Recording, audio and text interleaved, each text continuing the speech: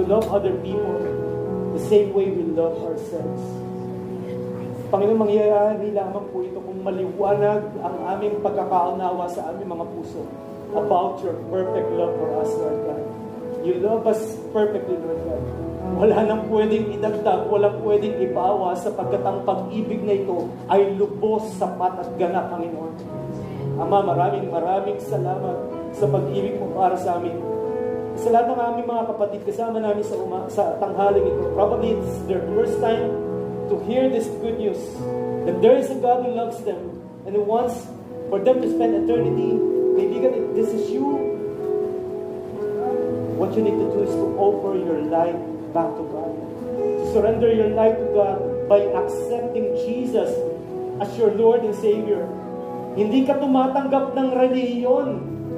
What God is demanding from you is to love Him